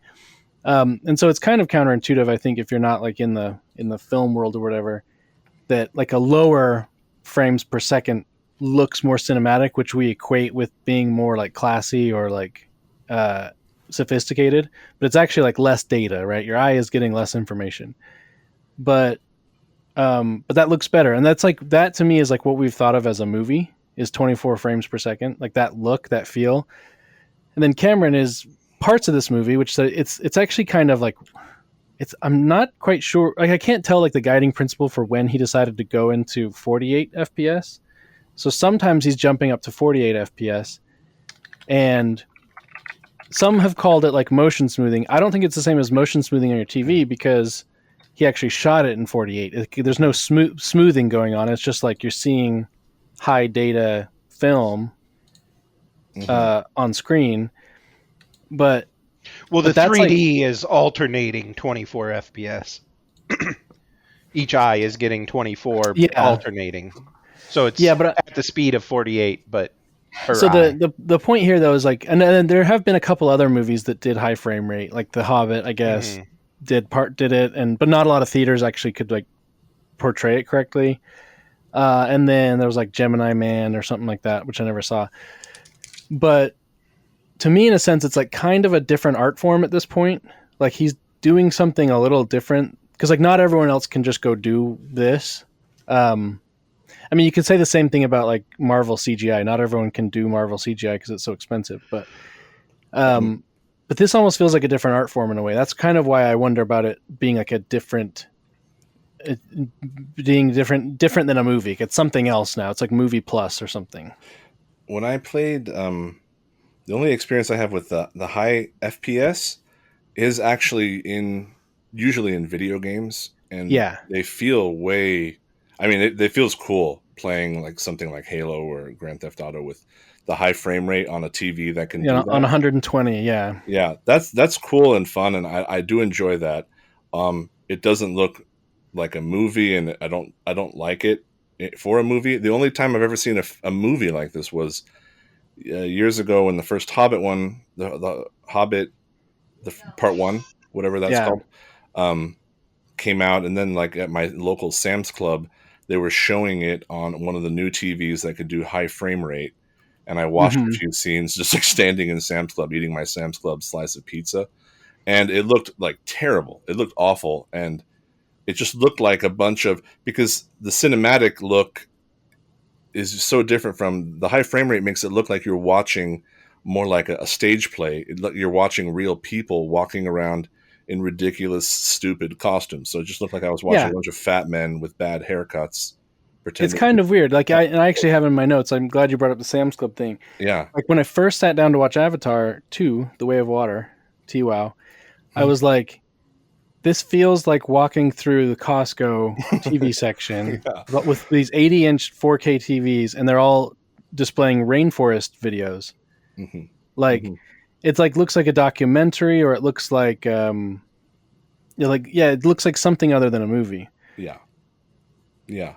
And I don't know what it is about the 24 frames per second, but I feel like James Cameron, I don't know if he hates people or if he just really, really loves people, or because maybe he's a genius and maybe he just hates humanity, because the way that he portrays people just seems so awful and insulting and stupid. And so I think that maybe he just doesn't know, like he's probably on the spectrum, like all great artists and great creators, where he just doesn't, I don't think he can quite capture or understand humanity in certain ways, but he knows what people want to see. He knows what people like. So he has a good way of capturing spectacle, but this doesn't really answer whether it's a movie or not, but I mean, it's a movie. It's not a very good one. I bet a lot of younger people who watch YouTube, where the YouTubers upload in 4K, 60 FPS, I bet a lot of younger people don't process this as being very weird. Yeah. That's all they know. I do take the autist point kind of seriously, because I even think in Titanic, I mean, obviously, I don't know what like courtship was like at that time, but I thought the whole like naked painting thing was sort of like an alien's view of human romance. And like a lot of his human interactions are sort of stilted in that way. And even with the family stuff in Avatar, like he's able to capture some of the anxiety of fatherhood in a way that doesn't feel totally fake. But I think when there's moments where the family is supposed to be like happy and bonding and getting along, those seem very I don't know, forced or boilerplate or something. So yeah, there's some kind of human interaction that is not intuitive for him. this is my last comment on like the tech, but I noticed when I sat down to watch it, there's parts where there's like a sun. The sun is like directly behind like Jake Sully's head or something, and I was watching in 3D, and I noticed that there's like light coming around his head, and it's kind of directly at the audience. I noticed myself naturally kind of trying to like move my head to like get out to to get a shadow or something of like you would in real life. You would move your head so you weren't in the sunlight anymore, and I was like, oh, that's not working. I can it's still hitting my eye. This movie did a few times this thing that I really bothers me, and I don't know if there's a name for this either, but I think I've talked about it on this podcast before. It's when they do splatter of water on the fake camera lens. It's like fake water splatter on the fake camera lens, which is this bizarre thing that films do, where I know that there's no camera there, and even if there were a camera, I know that they're not going to splatter water on the lens, but they do it to make it seem like immersive, I guess, even though it does the exact opposite. Because if you're drawing attention to the lens of or to the screen itself, that's kind of showing you that you're not really there. It's you have this dividing thing in between you. Anyway, lots of movies do this now, especially with water. Like, they cannot resist doing it. I noticed that too. I thought it was funny. Yeah. I think if you do that, you should also have to splash the audience. Yeah, I think that is a dumb trick. Maybe perhaps the first salient point raised by Giordano on this podcast, but I think that they can't resist sometimes with the 3D stuff of like having stuff fly out and trying to do things that will create depth, but oftentimes they take away more than they add. If I'm watching a 3D movie, I want constant things like being shot at me because I love that. But otherwise, no. Yeah. I'm gonna enter the last phase of this here, where we just kind of read through some of our observations. If you have notes, but I want to check if we still had Cool Frasier. I don't know if he's still here. Yeah, I'm here. Okay. I don't know if you had an internet problem or something. I had some kind of Navi problem. Louis Saldana chewing through the wires. Yeah. I have a thing I liked about the movie. Yeah, let's hear it. Let's go. But it's also what happened to the last movie, because I forgot that Pandora is a moon of a bigger planet. I didn't realize that. Oh. Yeah, and so they make a big deal of it in this one that there's an eclipse that takes place, and it only lasts for like 30 minutes to an hour or something like that. Like it's only the length of an eclipse from a large exoplanet to a moon. And then they also have like a day-night cycle, but on top of that there's the eclipse. So like in the final battle scene, it kind of abruptly gets dark, and that's like bad for some reason because like the dark animals come out or whatever. And then like it gets light again by the end of the battle sequence because of this. And so I was like, that's like a cool action device where it's like it kind of reminds me of Pitch Black with Vin Diesel. Mm-hmm. But like, yeah, and I was like, oh, like they should have done that in the first movie. And so now I'm like, should I watch the first movie to see if there's some kind of eclipse taking place? But I don't think there is. Like I rewatched it recently and I don't remember anything about an eclipse. But I'm like, that's like a cool thing because Pandora is all dangerous when it's dark. So like they should use that more. Yeah. But yeah. I don't remember ever even I guess it was nighttime sometimes. Uh-huh. But was it ever nighttime in the ocean? Yeah, there was those fires and stuff. And oh yeah. Yeah, there's like a regular day-night cycle, but then occasionally there's like an 30-minute eclipse that takes place. Yeah, there's night, but that's where the bioluminescence comes in, baby. Right. That's when you go date night. Cool mode. Yeah, that's when you go date night with the wife. Yeah. Okay. My other marriage question, sorry, Granite, was that in addition to asking if your wives hiss at your enemies, I wanted to know if you sleep in one big room with all your kids, and then when you want to have sex, you ATV around town. That's sort of what the Na'vi seem to do. Family bed. I will say that Yeah, family bed. That's actually a term that one of my kids uses. Like, it's a family bed. Like, they will. Kids do have a way of all making their way into your bed. That happens. So Okay, so I take it all back. Cameron's insight He into gets love it. and family is unrivaled. I think Cameron has 5 kids. Yeah. I wonder if he's a good dad. One problem I had with the bed thing, just if we're just talking about random stuff, but like there's a part at the beginning where the Pandora forest or something gets blown up and destroyed, and Zoe Saldana is like staring at it, and then like sheds a single tear of crying. It was like, oh, our home got destroyed, and I was like, you guys just like live in trees. Like, who cares? Just go find another tree. Well, isn't that exactly like what Giovanni Ribisi says in the first one? It's like, Man, these Italians. Wait, so Giordano, just so I can get clear here, on 9/11, were you watching the TV saying, I can look out my window and see apartment buildings? Who Hey, what gives are you guys talking? You got lots of these places. Hey, are you crying? What are you crying for? Giordano Go do was business actually somewhere there. else. I literally was in New York on 9/11. So yes, and I was doing that. I was telling people, go, just get out. Just go. You've got lots of buildings. What's the big deal? Yeah. I became an old Italian man. I actually had to look for my brother in the blood and the bone and the ash. But turns out he was in Scottsdale, Arizona. you guys sorry, this is random, but I had this in my notes too. One thing about is it a film? I have never watched any Avatar movies on the small screen.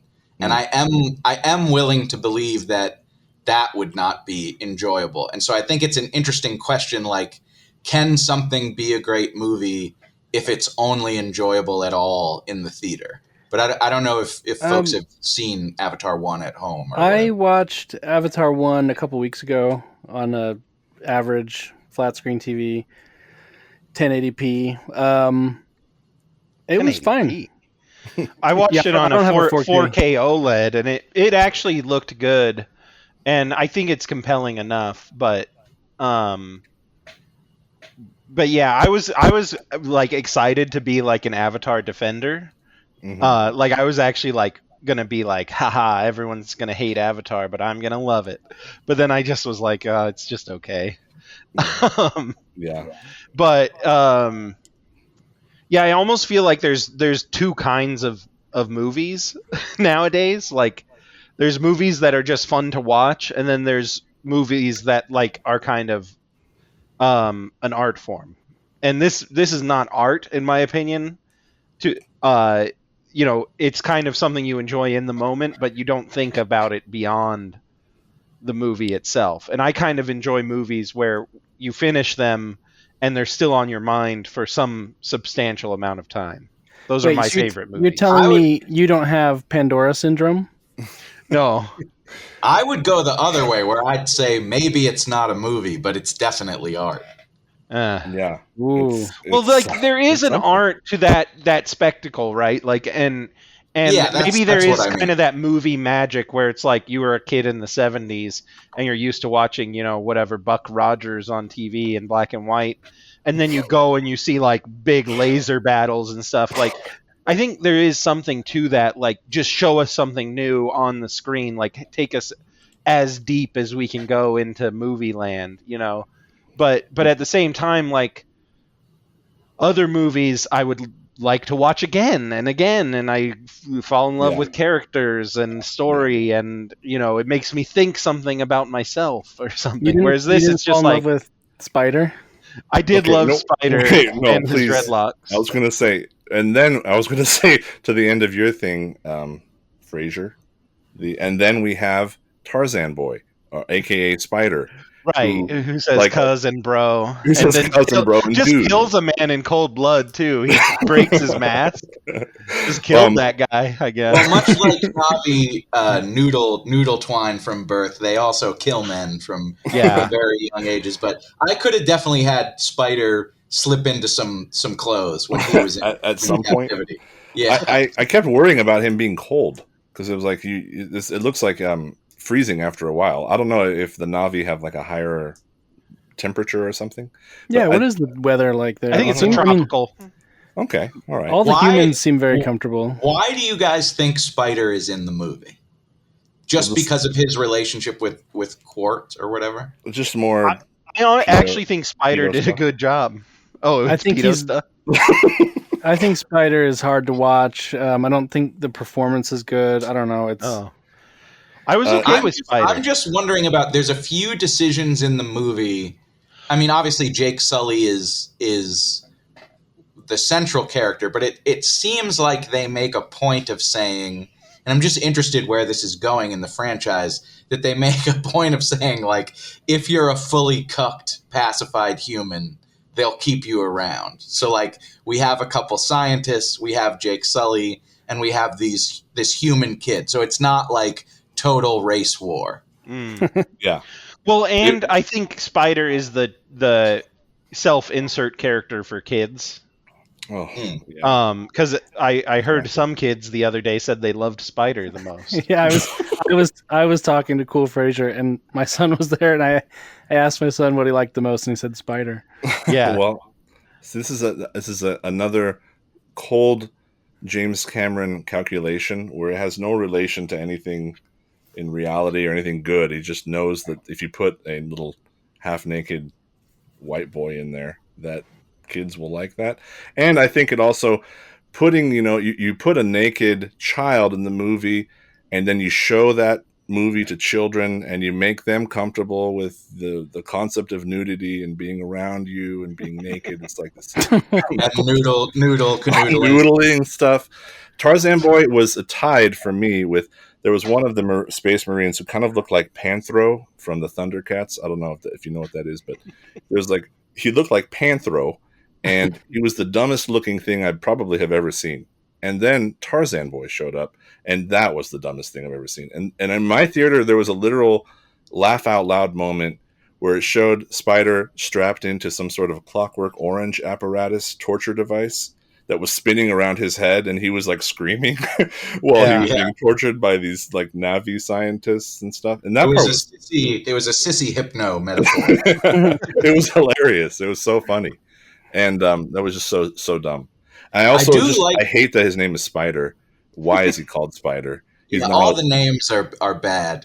I do like the idea that you guys raised that James Cameron is like a genius of the sort of demographic, like landscape of the audience, like almost like a political campaign putting together a coalition. He has some pie chart where he's like, you have a burnout Chicano middle child, and that gets some Latinos to come, and then you have Spider for the kids, and yeah. And the oldest son who just does everything right is like a wasp or something. Yeah. So, and then dies anyway. Yeah. I wanted them this is, I guess, my one, the Flight of the Conchords guy, we talked about him. Yeah, Jermaine. Yeah. They have unlimited, I guess, did they not have unlimited worlds in this place? Or is it just, are habitable worlds extremely rare? Maybe rare. I mean, they say toward the end of the movie, it's like, oh, we better learn the way of water because we're going to be here a while. Yeah. But there's got to be like mountain Na'vi and desert Na'vi, sand Na'vi. Mm. So why not just capture some of those whales? Or maybe the Na'vi would even let you take some. Some whales would probably even like to willingly go on a space journey. And it'll be like Star Trek 4. Just bring them back to Earth, or bring them some other, just a pure ocean world, and then just grow them and harvest them. And then or milk them. In the next one, they'll just start farming the whales. So the whale farming, the whale of farming. They'll have cruelty-free whale farming. There are probably some whales that would willingly give up their brain juice because they want to help the humans. Here's my based reading of this movie is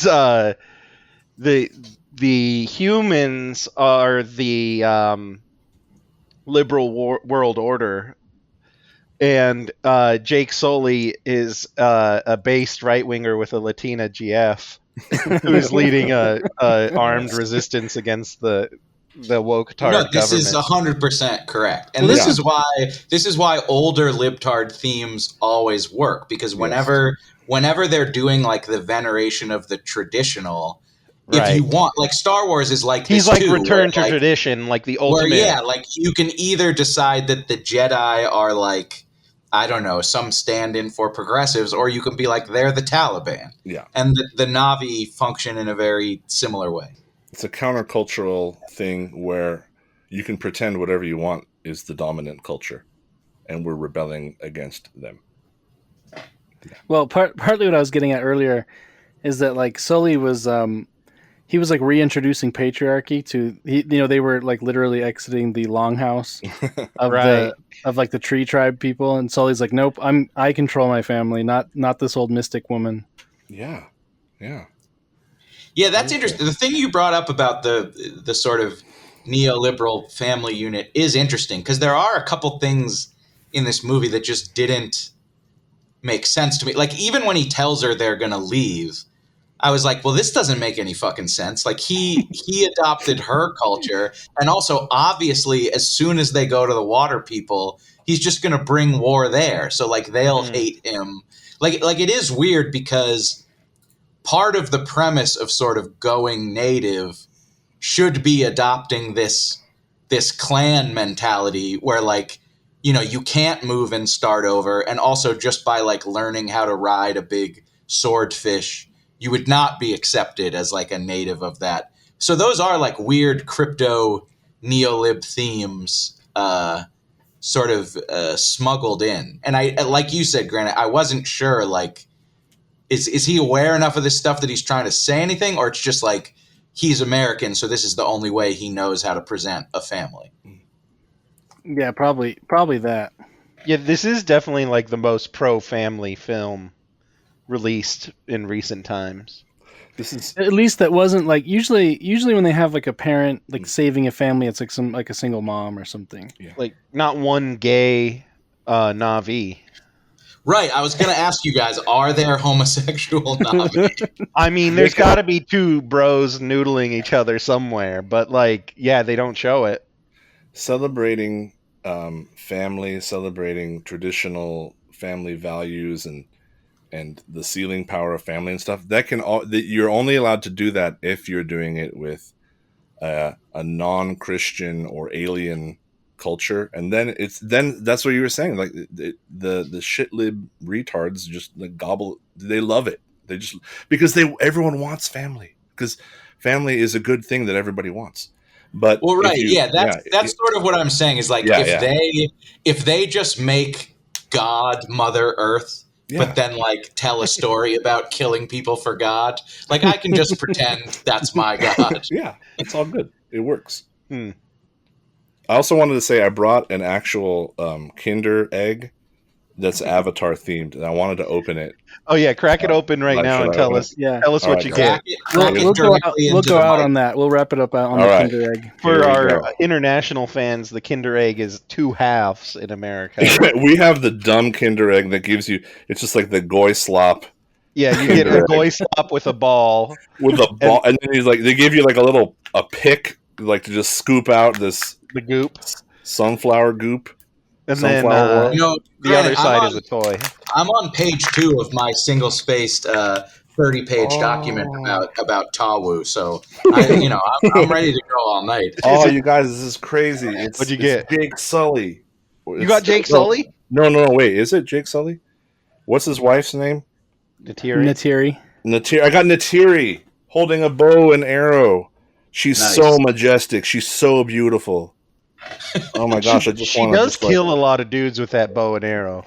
That's cool. With like the big, where it's like a javelin sticking out. I'm sorry to be a Redditor or whatever, but I think her little rampage scene is cool. No, yeah, it's good. She's a master of the straight shot to the chest of the helicopter pilot. I think it happens 6 times in the movie. This is going with my Funkos, my wall of Funkos. So My son saw a Funko at Walmart, and he's like, "This seems cool." I'm like, no.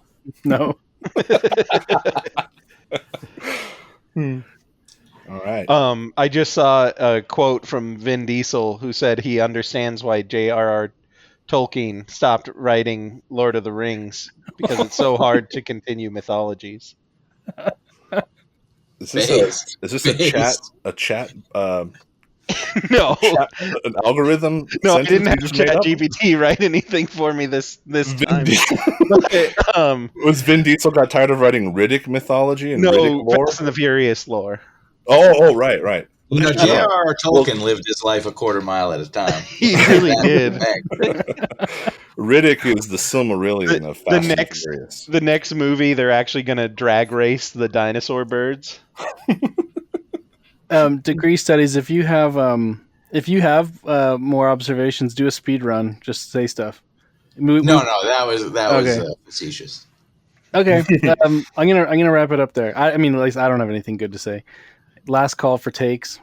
That's all I got. Yeah, great movie or greatest movie? A great movie, I would say. I want to see Zazie Beetz in the sequel. I can't believe she wasn't in this. Another Zazie snub. Yeah, hashtag Zazie Beetz and hashtag. Wait, who is Zazie Beetz? She's a African American actress. No, she's a German American. Oh, German American. German. Oh yeah. African? What is she? What is she was she in from? The Joker. She was the girlfriend in The Joker. Oh yeah, she's great. She is. Yeah, she's from Germany. And she's the fox in the animated movie Bad Guys. Why come her name so retarded? Zazie. I just want. I want to say German name, I guess. Since the Tolkien related thing. Yeah. But that the Navi subtitles, and I didn't realize this was an SNL joke, but they were literally in papyrus font, which made me laugh out loud. And the Avatar translation team somehow had to translate. Basically, my joke was, I bet nobody in Peter Jackson's company ever had to come up with a Elvish word for butthole. So we got to learn butthole. The fact that they use papyrus is the greatest boomer flex of all time. That lets you know right from the beginning, fuck you, we're doing this my way. I actually just saw a clip about that. They asked Cameron like why, and he said something like someone just chose it at the top of the script, and the script had already been through 30 revisions or something, and it was done, and it was still on there, and someone pointed it out to him, and he's like, well, it looks fine or something. So they just modified it slightly and made that the logo. Amazing. What a filmmaker. All right. Okay. Papyrus. Hashtag Zazie Beetz. Hashtag noodle melding. Is that what we call it? Noodle. I suspect, Granite, maybe you can try running this poll on Twitter.